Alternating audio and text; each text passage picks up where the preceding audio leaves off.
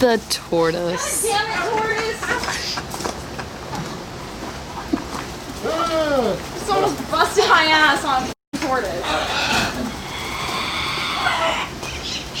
Come on, you two can come in here. You can go in here and shut your face. There you go, bud. There you go. Tell me you didn't get that on video. I did. Oh yeah. That's my opening video.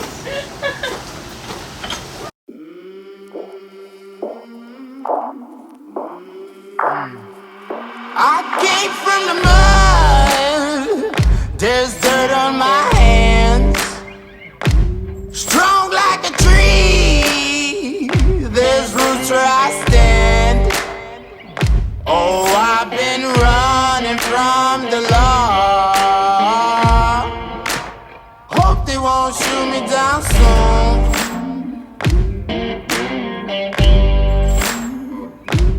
They sing on a sleepless night. Try to catch me howling at the moon.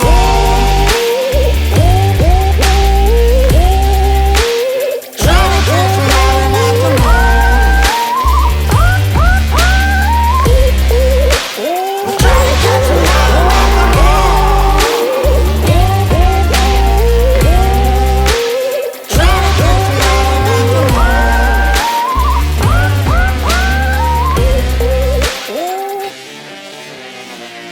When it rains, it pours. Water's up to Don't my touch my chin. moves. They make weird sounds. Alright, so you guys saw, I feel like cheesy every time I gotta be like, good job, dudes, hey, dudes. I feel like everybody does that. So, hello, my flame. Hi. Hello, my flame. Alright, so a couple of videos ago, we did a little thing with the raccoons because we were going to take them out of here. We had done our part, we raised them. We were going to take them up north to a sanctuary, and I don't want to say any names or the place or whatever, but I had went with Chandler to take these things up north and got, that's the best way to say it. I got straight by the person that was supposed to help me out. So I basically put them in a crate. We drove halfway across the state, actually fully across the state, and then had to keep them in there for a whole day and drive all the way back because she pretty much ghosted me like the terrible human being that she is, and I'm sure she's going to watch this. And you know who you are, so understand that I'm upset about that. Now we have raccoons. So, being that we are what we are, like, really didn't want the raccoons. They came here in a situation, we wanted to help these poor raccoons, and we did. Now we're keeping raccoons. So, you guys are gross. You guys are gross. So the thing about raccoons is this. We gotta clean them like all the time. I say we, the girls have to clean them like multiple times a day. They're disgusting. They just gave them clean water. The second you give them clean water, they go in there, they get in it. They put all their food in there. They do all their stuff. So it's a constant mess. Now we had them in here. These runs were not built for the raccoons. They were built for my birds back here so that we can have a place for rescued animals or if we wanted to quarantine this, that, and the other. Now I've had the raccoons in here, which was good when they were small. Now they're getting to reach adult size. They're not adults. They're only like probably 7 months old, 6 months old, so they're still babies, but they're big babies. So we need more space for the raccoons, and obviously if they're staying here, I can't keep them in there. So what we're gonna do is we're gonna destroy what I just had built. I'm gonna take one of these sections out so that the raccoons can have 2 runs for themselves, but it's gonna take a lot of work because they are raccoons. They dig. So we have to we're gonna basically dig all this out. We got 2 pieces of wire that we're gonna put in on either side so that we can bury that wire so when the raccoons dig, they can't dig out of the enclosure. So that's a real big thing if you're keeping raccoons. I don't suggest keeping raccoons because the little trash pandas are devious little animals. It takes a lot of work, takes a lot of responsibility. And in Florida, I'm not sure how it is for the rest of the country, but in Florida, they bite more people, captive raccoons, than any other animal in captivity. That's zoos. God, birds! Trash. Everybody. Stop. Put it away. There's nothing you can do about him. Cockatoos, man. raging prick he is, Just dude. soundproof that cage. So the raccoons can do a lot of damage. I've seen people go to the hospital. I've seen people need plastic surgery. I've seen fingers removed, the whole 9 yards. It's a dangerous animal. This is stupid.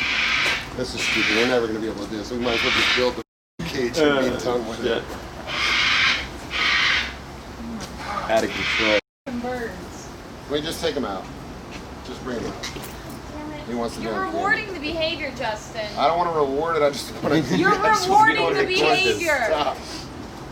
So if you have a parrot that makes a lot of noise like this, what she's yelling at me for is because I'm about to reward that parrot for doing something that we don't want it to do. So he's screaming, yelling, and whatnot because he knows eventually it's going to wear down on us. And we're going to go in there and remove him from his indoor cage to bring him outdoors, and that's really all he wants. He just wants to hang out. Back to the raccoons. Raccoons is a terrible idea for a pet. They're very cute. They're very cuddly. The ones that we have are very good. We raise them right. But it's a really terrible idea for a pet. It's like, it's the easiest thing to get. So most people that want something exotic will end up with a raccoon. And some people do great. And the raccoons do great all year long. If you're gonna get the raccoons, there's ways to go about it. Like these guys here, if I was keeping the raccoons, which I didn't know we were, now we are, if I was gonna keep them, then of course I would have got them neutered at about 3 months old. They're about 8 months old now, so they're way past that. I'm still gonna neuter them now that they're staying here because you wanna try and cut back on some of the testosterone that they're gonna get going through their sexual maturity. So, what we wanna do is first, Romeo, you know, you're about my most unfavorite bird. I'm gonna be honest with you. Love you to death. I hate you guys. Alright, so we gotta move Gobbles out. You done? This is Karen. Karen's a rescue too. I'm gonna let her out. She's going anywhere. It'll be fine. Well, if she does go anywhere, you guys I got a phone call the other day. Alright. Somebody said there was a... You're gonna put them in there? No, I'm taking them out. This is that creepy bird lady from Home Alone. Hi, Karen.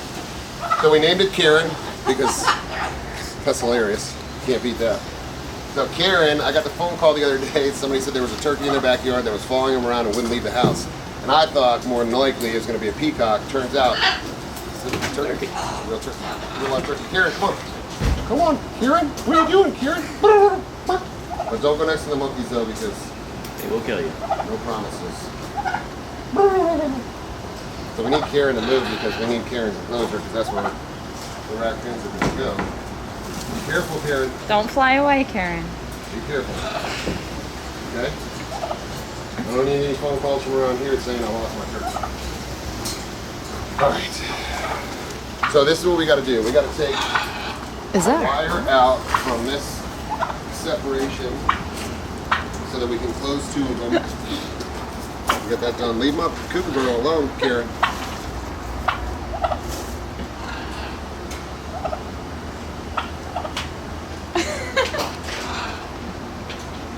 What is that, Karen? Cook, you leave the Karen alone too. Alright. So, like I was saying before, the raccoons dig, we gotta dig this out. We gotta put some wire. I'll show you guys the wire that we use. Sorry, Over here, big guy. I'm sorry, she was eating the plant. Sorry, we'll do a segment on just Karen. Okay, Karen. And she deserves it. So we gotta dig up this stuff so that they can't dig. I'm gonna show you the wire that we're using. I'll show you how we do everything. We're gonna knock this out. And then we're gonna put a bunch of stuff up for them to obviously play on. Some toys, tire swings, their water, all that stuff. Karen, you can't go back in there yet. Not just yet. Action. Nah, we got Madison back on the camera. I don't listen to that. All right, so I'll show you guys what's up. We did really simple enclosures for the birds back here. They're nice, but it's a really simple design. It's just basically a bunch of runs next to each other, roof on top, separation, blah, blah, blah, blah, blah, with a curb on the outside so the door doesn't have a gap underneath it so it can't dig through, and then also heat rock on the bottom of that. So we're going to have to dig that up. We're going to have to put the wire on the bottom of that. Karen likes you. You leave Karen alone. So we're going to remove this here and get Come on, that Karen. Go. double door. So I'm going to do that now, and I'll put it on time lapse for you guys so you don't have to sit here and listen to my boring ass knock down a piece of wire the whole time. So here we go.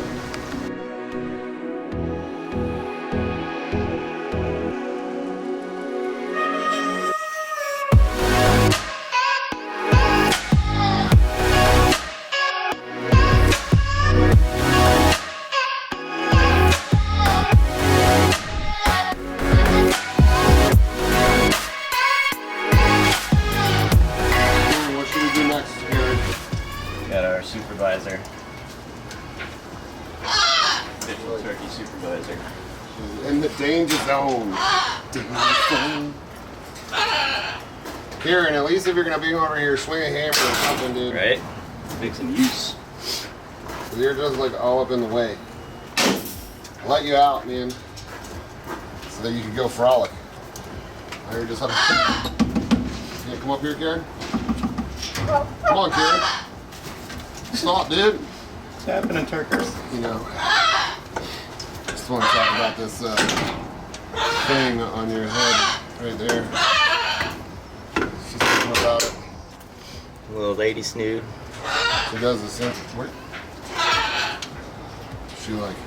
That's how you tell the teacher's mood. Karen's happy right now. What? Karen. All right, Karen. We got like work to do, bro.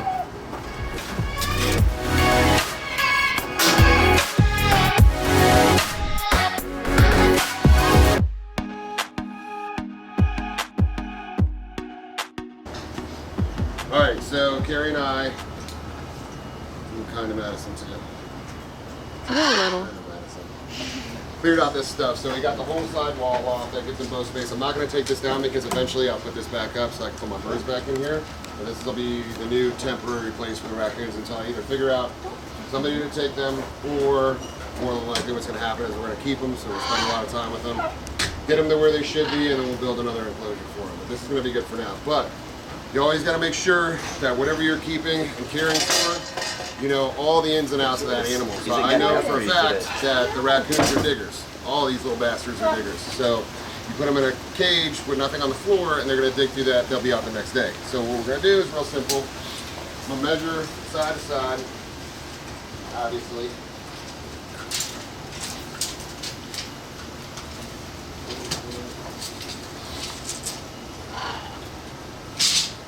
So it's pretty much 4 feet by 8 feet. So what I'm gonna do, all the animals in the world want to come and hang out now. Yeah. I'm busy. Lucky I like you guys. So what I'm gonna do is I'm gonna cut some 4 by 8 pieces of this wire over here. Simple stuff. You can get this at Home Depot, online, all that stuff. It's just 12.5 gauge welded wire. Action.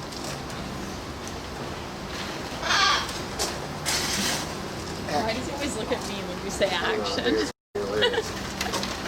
All right, so we got the bottoms dug out. I was going to use that thinner wire that I just showed everybody about, the, you know, the cheap stuff that you can get from Home Depot.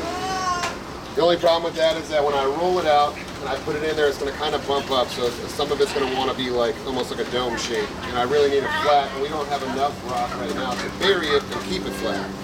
So if you have, this is the peanut gallery. Peanut gallery. I don't need you guys talking the whole time. So I'm going to, because I don't have enough rock right now to bury the whole thing, I'm going to use a different wire. Now I had this laying around. This is not as cheap as the other stuff. This is 9 gauge 2x4 welded wire. You can get this at a Tractor Supply. Some feed stores have it. This is what I use for my primate panels and all my class 2 animals because I have to have 11 gauge wire or better, so we use the 9. It's nice, thick, sturdy. This is actually going to work out better for the bottom of the cage too because I'll be able to lay it flat, and whatever rock we do have we can cover, and whatever doesn't get covered it'll be fine because it's going to be flat regardless. So we gotta chop this up here. I already chopped down. It comes in 5 by 16 foot lengths. So I already cut down the one side. Now I gotta cut down 4 real quick. So we're gonna measure this stuff out. So we want a 4 feet, so we're gonna cut a 3 of them bad boys, the 4th one. So I'm gonna go.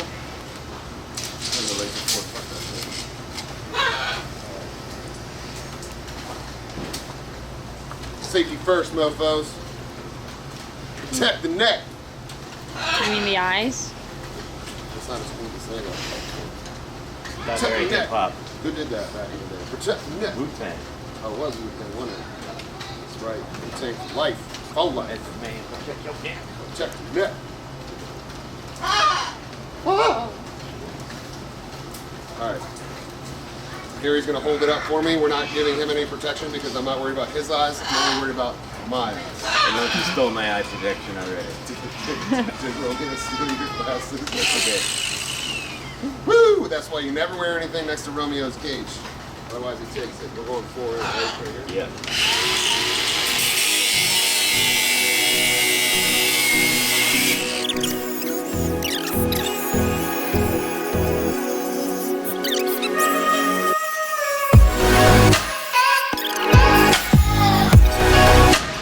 Alright, so Gary and I, the last couple of days have been working on this raccoon cage. The problem is that we had some cold fronts coming through, so it's been super as far as weather goes over here in Florida for the last couple of days, at least down where I'm at. So we haven't been able to get everything done. Today is the first day that we're getting a break in this. So we have Gary this morning already finished up. You can show him this, Gary. He finished up the wire. We used that 9-gauge wire. We cut them, our pieces to fit flush with everything that's going on inside the enclosure. We put that down, and then we covered it with our dirt and rocks so that when they dig, they can't go, obviously, through the wire. So what we're going to do now, set up the enclosure with some stuff. We're going to put a tire swing. We'll put their little crate in there so they have a place to go into and sleep. And we'll set up all their water stuff and everything else. So,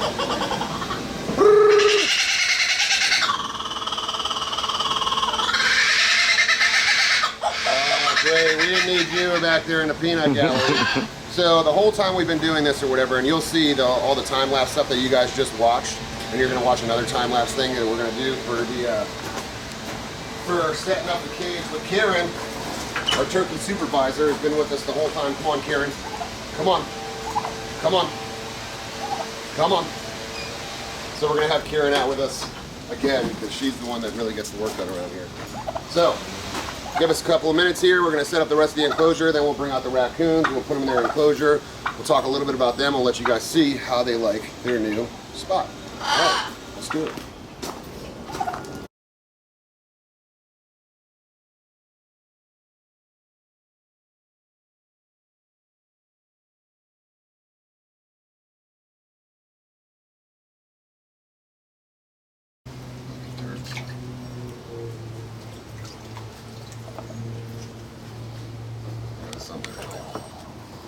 Hey, Bubba.